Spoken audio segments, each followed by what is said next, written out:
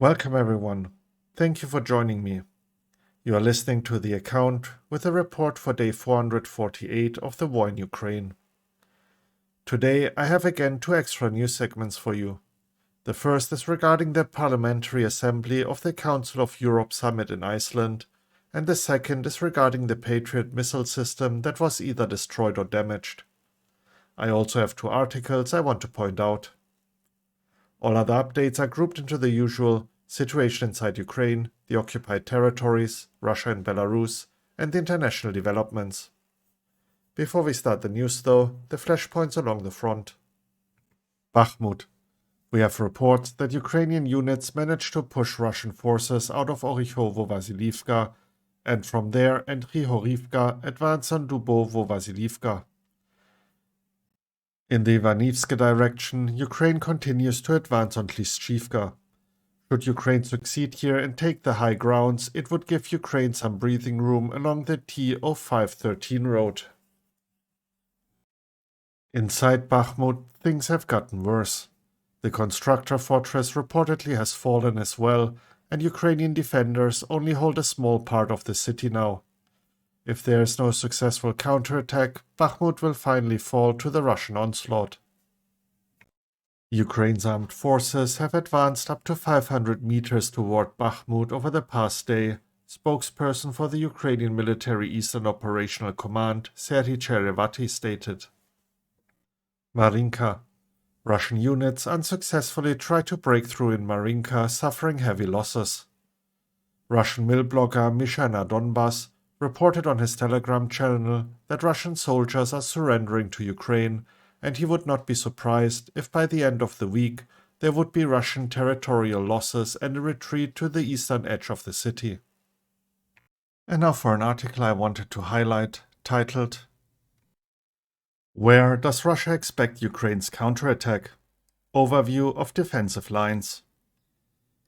This lengthy article provides an in-depth analysis of the map of Russian-built fortifications in the occupied territories of Ukraine created by Brady Afric, which I have mentioned in earlier reports already. With the Ukrainian counteroffensive looming on the horizon, this article gives an idea of the challenges Ukraine will be facing.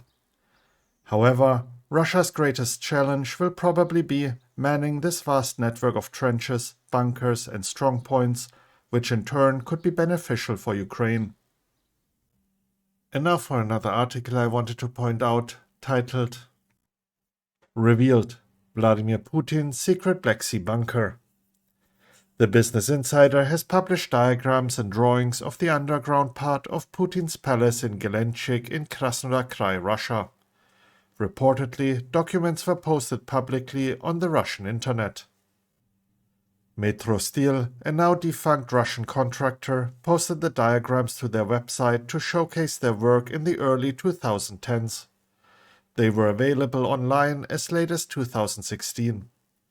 However, the place was called a complex of underground facilities for a boarding house in the city of Gelenchik, Krasnodar Krai.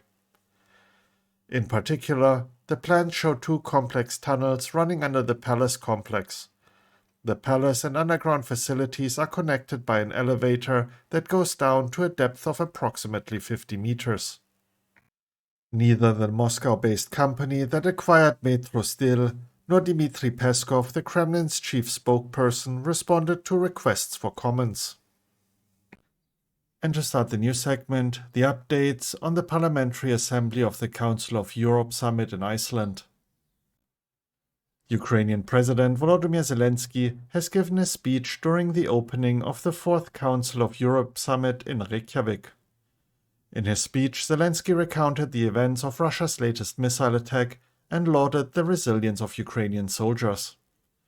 He called on the participants to continue to support Ukraine 100% by providing additional military equipment, training, agreeing to Ukraine's peace plan, and bringing justice. UK Prime Minister Rishi Sunak and his Dutch counterpart Mark Rutte have agreed to build an international coalition to help procure F-16 fighter jets for Ukraine, the British government has announced. Additionally, Ukrainian Foreign Minister Dmytro Kuleba stated that he is convinced that an aircraft coalition to provide Western fighter jets to Ukraine will be formed this year. Belgium is likely to join the international fighter jet coalition being forged by the UK and the Netherlands at the Council of Europe summit in Iceland, while the Belgian Prime Minister Alexander De Croo once again said that Belgium would not be providing the Ukrainians with any F-16 fighter jets. He did say that Belgium is prepared to train Ukrainian pilots to fly the F-16s lent to it by other countries. Poland is ready to continue to transfer MiG-29 fighters to Ukraine, but is not ready to give the F-16s as the country does not have so many of them. However, Poland is willing to support the training of Ukrainian pilots on F-16 fighter jets. An agreement has been signed on a register of damages from Russian aggression at the Council of Europe summit. As of now, 43 states, including all G7 states, have supported or promised to support the establishment of the Register of Damage to be located in The Hague after completion of internal procedures. The Council of Europe has 46 members. 7 member states have decided not to join this anti-Russian agreement. The heads of state and government of 46 member countries of the Council of Europe have called on Russia to immediately and unconditionally withdraw all its troops from Ukraine, Georgia, and Moldova. According to the final document of the summit, titled Reykjavik Declaration, United Around Our Values, the heads of state and government of the member states of the Council of Europe agreed to stand united against Russia's war of aggression against Ukraine and to give further priority and direction to the Council of Europe's work. And now for the updates on the Patriot air defense system that was either destroyed or damaged. Yuri Inat, spokesperson for the Ukrainian Air Force, has said that the Patriot anti-aircraft missile system cannot be destroyed with a single strike, even if it is a Kinzhal missile. The Russian Defense Ministry claims that 5 launchers of the American Patriot air defense system were completely destroyed by a hypersonic Kinzhal strike. The US has sent specialists to inspect the Patriot anti-aircraft missile system, which could have been damaged after Russia's missile attack. According to CNN sources, the damage to the Patriot air defense system after the Russian missile attack near Kyiv is minimal or even insignificant. The system itself continues to function, with its radar, one of its most important elements, remaining intact. It has not yet been established whether the Patriot had been damaged by the fragments of the downed Russian missile or by a direct hit. Officially, Kyiv claimed to have shot down all missiles that Russia launched during the latest attack. Later, it was reported that although the Patriot anti-aircraft missile system was damaged during the missile attack on Ukraine, it remains in working order. A look at all the minor updates out of Ukraine. Ukraine's State Bureau of Investigation reported that it was working alongside the Agency for Investigation and Management of Assets to retrieve more than $113 million in frozen assets from a Swiss bank account belonging to Ukrainian oligarch Kostian Tinchevago. The Ukrainian Security Service has identified 6 individuals who used surveillance cameras to livestream the missile attack on Kyiv. By doing this, Russia could have used the footage to geolocate the positions of Ukrainian air defense sites. Spreading information about military locations carries a punishment from 5 to 8 years in prison. Additional cameras on commercial structures available to online users were discovered as well. For this reason, I have also blurred the videos in yesterday's report. China's special envoy, Li Hui, has paid a visit to Ukraine and met with Ukrainian Foreign Minister Dmytro Kuleba. The ministry said the trip took place as part of the agreements reached during a phone call between President Volodymyr Zelensky of Ukraine and President Xi Jinping of China on April 26. During their meeting, Kuleba and Li discussed topical issues of interaction between Ukraine and China, both at the bilateral level and as part of international organizations, as well as ways to stop Russian aggression. Ukroboronprom state concern and Germany's Rheinmetall have signed an agreement on strategic partnership through the creation of a joint venture. Next up, the latest regarding the situation in the occupied territories. Russian occupation authorities cannot find a sufficient number of doctors in the occupied territories to treat wounded Russian servicemen. The advisor to the mayor of Mariupol, Petro Andriyoshenko, once again reported a large movement of military equipment in the city. This time, the convoy is moving towards Volnovacha to the north of the Mariupol district. Explosions were once again reported in the city of Luhansk. Moving on to the news updates from Russia and Belarus. Valentin Rybakov, the permanent representative of Belarus to the United Nations, stated that the tactical nuclear weapons brought from Russia have not yet been deployed on the territory of Belarus. A drone fell down and exploded near the village of Tarutine in Kaluga Oblast in Russia. A US official claimed that Russia is spending more ammunition than usual trying to confuse Ukrainian air defenses. These attacks also target command centers in Kyiv and other important facilities, which could force Ukraine to delay its counteroffensive. Russia currently has 4 warships on combat duty in the Black Sea, none of which are missile carriers. 3 scientists of the Novosibirsk Institute of Theoretical and Applied Mechanics, who were engaged in the development of hypersonic missiles, were arrested one by the security forces under the high treason article. And to wrap up the news segment, the international developments.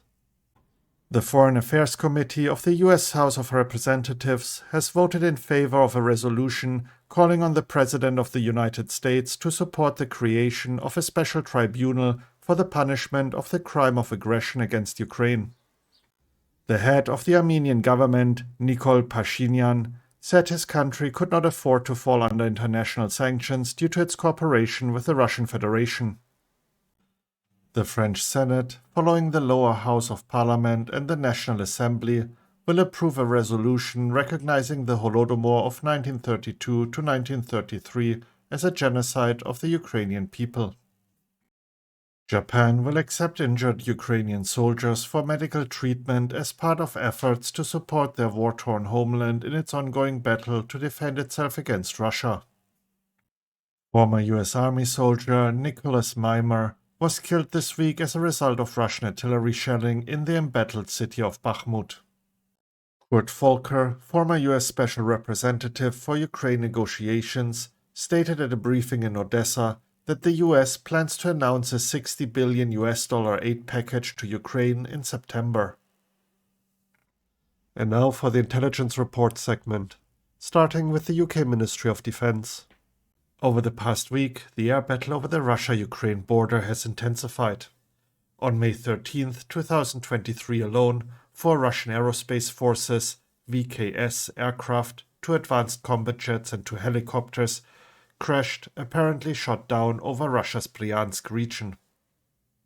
On May 3, 2023, Ukraine achieved the first ever shoot-down of a Killjoy air-launched ballistic missile. Subsequently, Russia has prioritized attempting to neutralize Ukraine's improved air defense capabilities, but in the process has likely lost several more Killjoy. The increased air threat over Russia's border region will be of exceptional concern for the VKS because it uses the area to launch air power in support of the war. The apparent vulnerability of Killjoy is likely a surprise and an embarrassment for Russia. Russian President Vladimir Putin has touted the system as undefeatable. A look at the latest assessment by the Institute for the Study of War. Russian forces have likely committed to reinforcing their tactical offensive effort in the Bakhmut area, despite Ukraine's apparent focus on limited and localized counterattacks. The reported Russian reinforcements to Bakhmut area suggest that Russian forces are continuing to concentrate offensive capabilities there, despite an assessed wider effort to reprioritize operations to prepare for potential Ukrainian counteroffensives. Russia conducted another large-scale drone and missile strike on the night of May 15th to 16th. Wagner Group financier Yevgeny Prigozhin attempted to downplay his reported cooperation with Ukrainian intelligence on May 15th. The Wagner Group's continued glorification and normalization of violence is evident in a widely circulated video purportedly showing a killed American volunteer in Bakhmut. Russia and Iran continue efforts to strengthen bilateral military-economic cooperation. The Russian Federal Security Service, FSB, proposed a draft regulatory act that would allow FSB officers to conduct searches without a court order, likely to support the Kremlin's ongoing efforts to strengthen domestic repression. Russian forces reportedly shut down another Ukrainian evangelical Christian church in Mariupol, likely as part of a wider systematic religious persecution campaign in occupied Ukraine. And to wrap up the report, the evening update by the General Staff of Ukraine. The enemy continues to concentrate its main efforts on the Liman, Bakhmut, Avdiivka and Marinka directions. During the day, 25 combat clashes took place on the indicated areas of the front. Bakhmut and Marinka remain at the epicenter of hostilities. In the Kuhansk direction, the enemy does not stop trying to improve the tactical position. During this period, he conducted unsuccessful offensive actions in the districts of Maziotivka and Novoselivska. In the Liman direction during the day, the enemy carried out offensive actions in the Nevsky district of the Luhansk Oblast. In the Bakhmut direction, the enemy continues to conduct offensive actions. Heavy fighting continues for Bakhmut. In addition, during the day, the enemy conducted unsuccessful offensive actions in the direction of the settlement of Ivanivska. In the Marinka direction, units of the defense forces repelled numerous enemy attacks in the area of the city of Marinka. And that wraps up the report. Should you be interested in any of the details to any articles mentioned, you can find links to them in the description. If you enjoyed the report and found it informative, please consider sharing it with others and giving me a like. Thank you for tuning in and have a great day. You were listening to The Account. Slava Ukraini.